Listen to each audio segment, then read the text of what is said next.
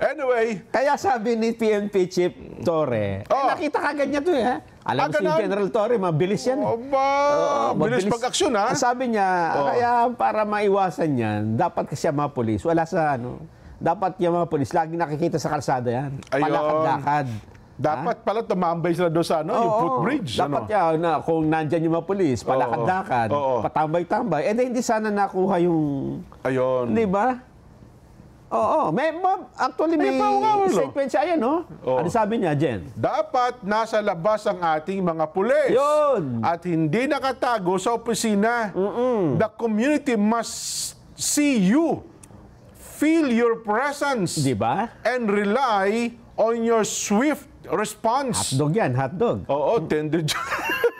If you are not on the streets, responding in 5 minutes, you are not doing your job. Ayan. Kapag hindi kayo naka-respond sa loob ng 5 minuto, hindi mo ginagawa ang iyong trabaho. Ayan. Yun nga dyan yung, natin dyan no? Yung 5 minutes na pag-respond. Ito kasi pag kami nag-report. Ayun.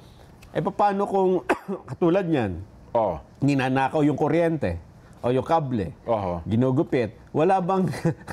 Ako diba? Yun, nakita mo, after the fact na ito, sabihin, meron naman palang CCTV na, sabihin nakikita. Nakikita. Pero kung yun, may nakabantay sa CCTV. Yun, sinasabi natin. Diba? Kung may nakabantay po, boss, sabi, Becky 1, Becky 2, Becky, sabi. Busy pa ako rito. Nagmamanicure. Bakit ba?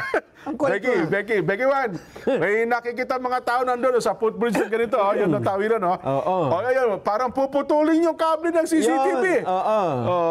Yun ang nakikita mo ba, Becky 1? Yun ang mas matindi dyan, ha? Na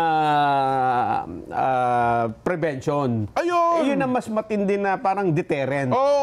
Kasi yung nakikita mo yung mga pulis, pagka wala ka nakikita, atake ka nga, di ba? Siyempre, konti lang naman ng pulis na pwedeng magpakita lagi sa lahat ng lansangan, di ba? Kaya dapat ang mga monitoring center na yan, talaga may nakamonitor. Yun dapat, dun maglagay ng tao, di ba? Na magmamonitor. Kasi dyan, sa dami na ng, alam ba, gaya ng alam natin, di ba, yung sa Hong Kong. Yan. Sa Japan, sa Singapore. South Korea.